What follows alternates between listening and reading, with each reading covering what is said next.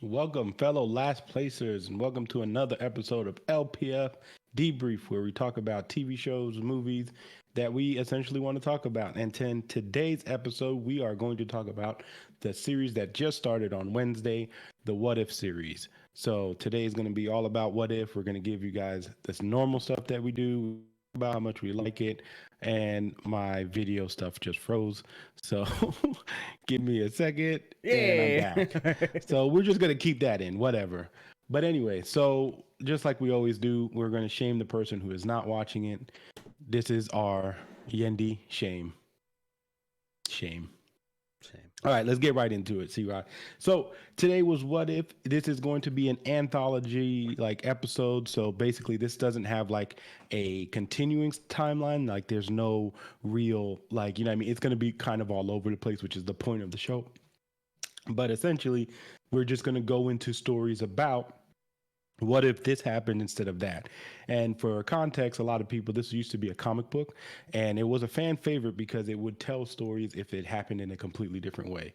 So for the first episode, they did what if Peggy Carter took the super soldier serum and not Steve Rogers. So that was what this episode was about. So Chris, what'd you think about it?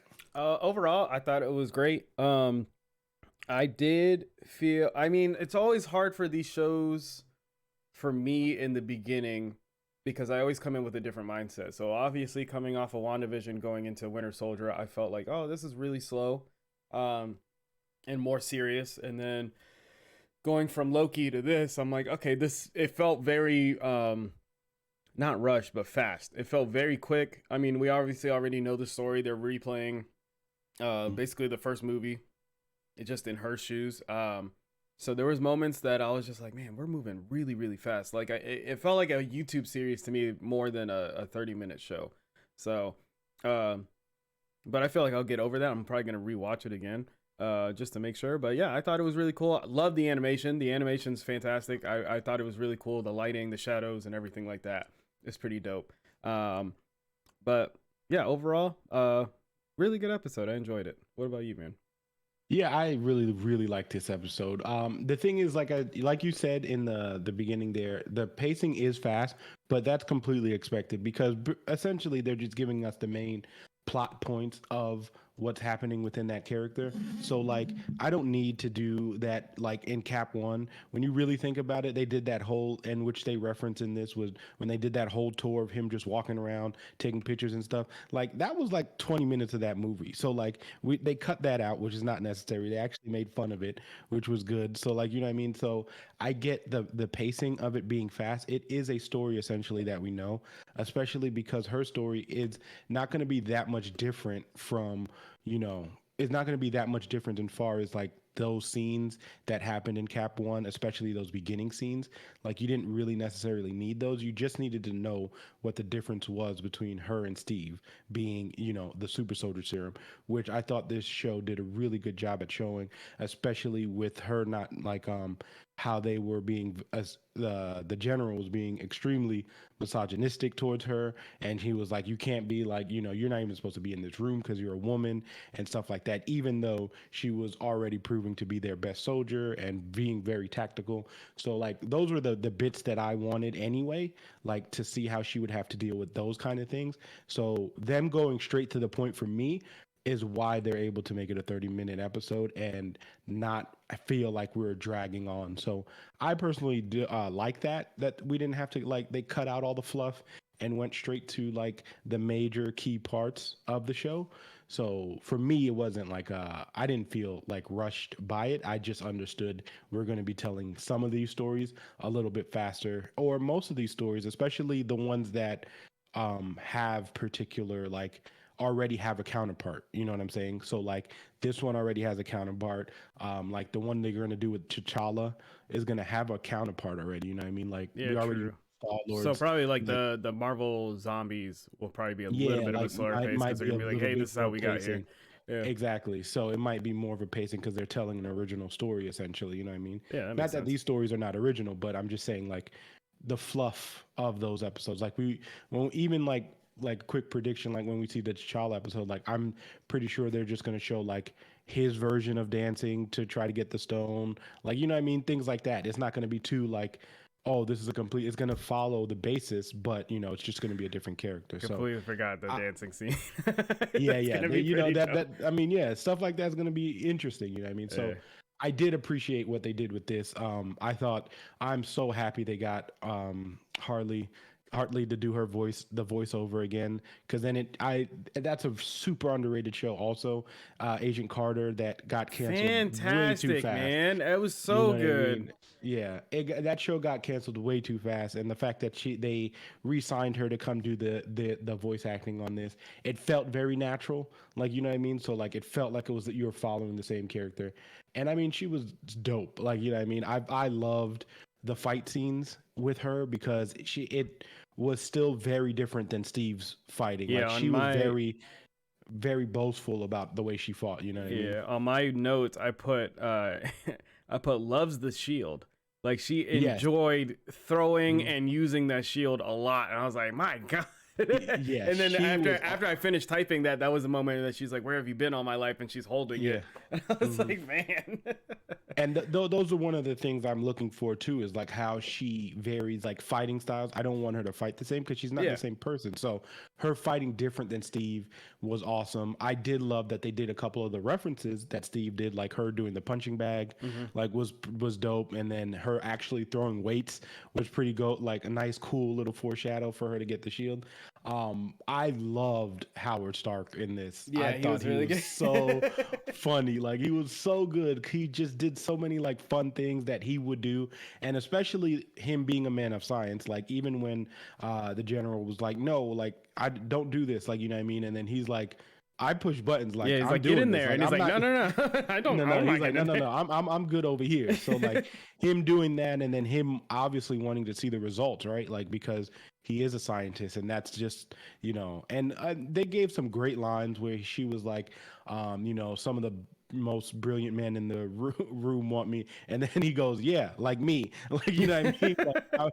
Because like he's one of the smartest people in there, and you know the general had no idea what was going on anyway. So like just showing how women were treated, I thought was a very like interesting way that they showed that. I'm glad that they showed that because that was a lot of issues that women had to go through, especially if they were going into the military, where a lot of misogyny was happening and a lot of like, oh, you're not supposed to be here, like you're not fit to be here. So Peggy overcoming that and becoming a super soldier and becoming awesome at it was like a dope sighting. So Yeah. I thought they did that really well.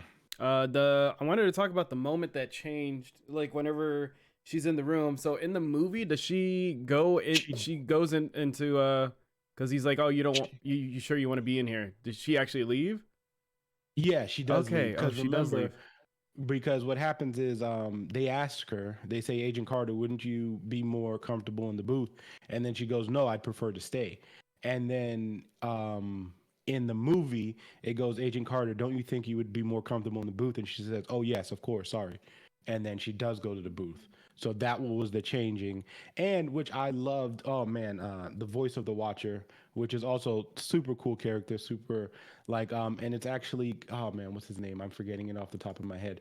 But he's the guy. He's the guy in Westworld. He's the Oh, black guy in Westworld. I'll figure it out in a second. But I thought he was the perfect voice for the Watcher because like he sounded very like intellectual and very like, oh, like you know what I mean, I want like these are things that you can, Jeffrey Wright, so these are things you can see and things that you can do, which is what the Watcher does, because he actually can't, he knows all of these timelines but he can't physically do interfere. anything Yeah. to alter them. So just because he's not really a, you know, he doesn't get to choose a side or anything like that, but he gets to tell these stories, which is cool, which is another thing that I found was super awesome, is that he's just telling you these stories, like, you know what I mean, he's not actually tell, like he's just like, there's so many different other timelines and this is one of these stories that we could tell you, like, you know what I mean, and then that's what this show is going to be. So yeah, so the Peggy Carter thing, she actually does leave in the movie, and that's why it was cool when he says it too. He goes, and this is at Yeah, this when they point. This is pause where it. yeah, Yeah, I yeah, like that a and lot too. I was like, oh, okay, cool. yeah, it is. And like they did some, some dope scenes because then like, in they do the like, the fire scene. Like, I mean, that's kind of like a reference to the movie because one of the guys does have the fire, has the lighter, the same dude. So you know, it he shoots what you call it. They do shoot the doctor like in the movie also. So it was nice little shot by shots that they kind of shot, but just did it differently. So I thought that was really cool. And then what about I also have Red Skull. I put Red Skull Hmm. crushed on my notes. Because Yeah, it's been so long since I've seen Captain America, the first movie. It yeah. was like, He what happened in the movie? What happens to him? he Same way? doesn't get crushed. I don't think he got crushed. Because I I don't laughed. I know. bursted out laughing whenever he's like, yeah, No, this no, is, no. and then he gets swiped up, and I was like, oh my Yeah, no, god. no, no, no. Because the thing is that doesn't happen Yeah, in the movie. exact. Yeah, Yeah, they didn't get to that point. but yeah, that's actually the tentacle thing is actually Shuma Gorath, which is a character in Marvel. He's the one eye like tentacle monster essentially. If you played Marvel versus Capcom, you would know him from because he's in the Marvel versus Capcom roster, and he's the guy with one eye. Yeah. He actually has been in Doctor Strange books and stuff like that. So there's a lot of he did, yeah. So that did not happen in the movie because they didn't deal with that thing. They did do some things differently, like the whole they didn't do the plane crash with Bucky, and the way that they did the freezing of time was different because she was actually in another dimension. Yeah, which I thought was really Opposed cool. to I was like, yeah, okay, this is how she got into the future. That's dope. yeah, and they did that really cool. They also did I know they did the train scene from there, but they did that a little bit different. They did, yeah. So, and then they actually gave a nod to the actual Captain Britain who uses Excalibur, and when she has the sword and she's like cutting through the things Yeah. and like that. So they did a lot of fun, very fun, like little, um they did a lot of fun Easter eggs and just in one episode and for 30 minutes there was a lot to see there, Yeah, the They Hydra did the Stomper whole was another cool thing for me that I was like, oh man, this is pretty dope. yeah, the Hydra Stomper Yeah. was awesome. And I love how they incorporated Steve anyway, right? Yeah. Because regardless of them being in a different like dimension essentially, they're still have that relationship which is the same. And like it was really nice when he's like she's like you're my hero, like you know what I mean? And Yeah. then he's like yeah, you know what I mean? He's like you're my hero too. And then they still did the I also thought it was awesome that they still did the dance thing because we Yeah. all know that's like one of their major things. So like, and them saying it on the same day. So like, he's like, because when Steve is flying the ship, when he's flying the airplane, and then he goes, I'm gonna have to I'm gonna need a rain check on that dance. She still says, all right, a week Saturday, Yeah. next Saturday, and then she goes, yes, Saturday night in this. So like she was the one who initiated it anyway. So she would still know the date, right? Like the exact date she was going to do it. So Crazy. I thought stuff like that was like epic. And that's just a credit to Marvel always having like knowing what they wrote and like their writers actually paying attention and making sure they give us like those little Easter eggs. Cause like me, I pay attention to stuff like that. So for me, it's like an extra, like, oh yeah, that's exactly the same day she said that. So like you know what I mean? So I think they was awesome. I thought what else? Let me see what else I have here on my notes.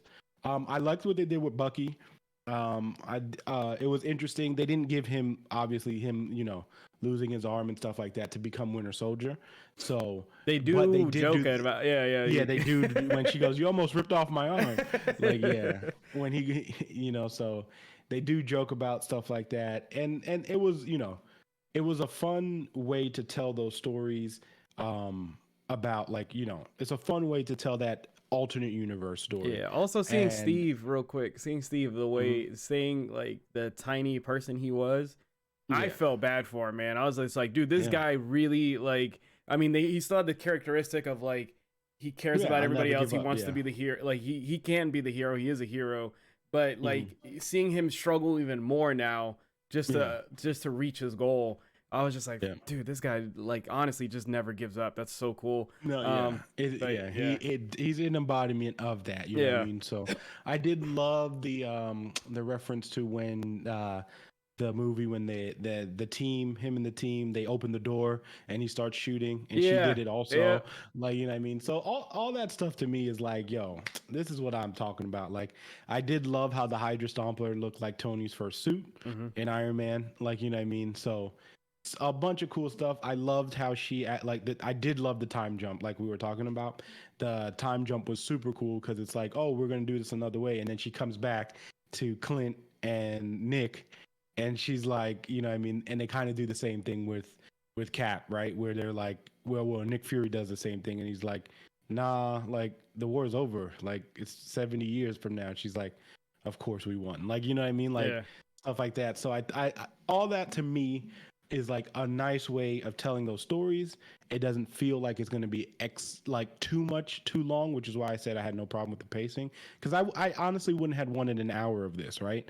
In my personal opinion, because I feel like it would have just It been dragged filled with a on. lot of Yeah, fluff, yeah, I feel right? that. So again, action scenes to me were fantastic. The animation was beautiful. And I'm looking forward to seeing, you know, what episode is next. I believe it's Thor.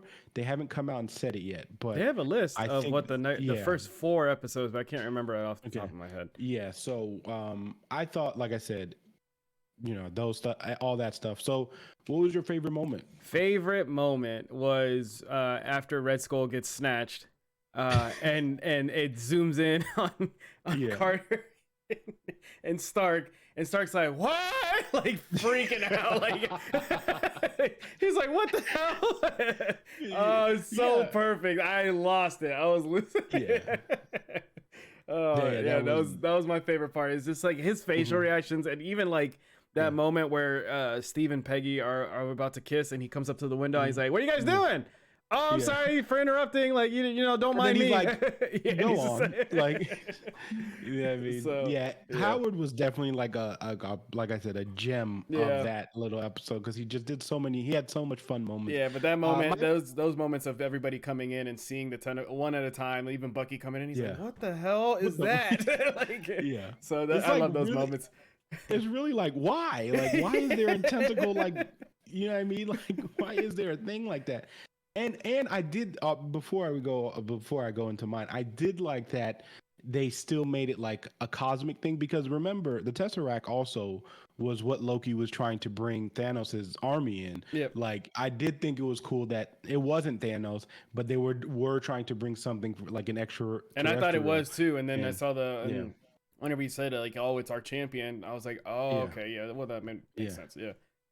So yeah, I thought that was cool. My favorite moment, I will say, is when she like that first initial fight that she does because I just thought the shots that she was doing, like they had so much cool like shots when she does that slide, and it's like little subtle things like when she does that slide with the shield, like you know what I mean. It just looked so like it looks so realistic, but you know it's cartoonish. Yeah. But and then, like I said, her fighting style in general to She me killed a was lot of just people, so by the dope. way.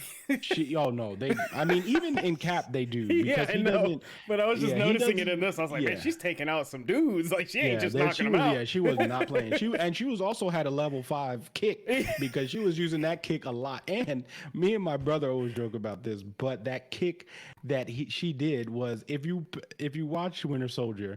And remember when Cap gets on the ship, Hmm. he gets on the ship, and me and my brother have this running joke that the second person who ever fights in Marvel, the second person always gets it the worst.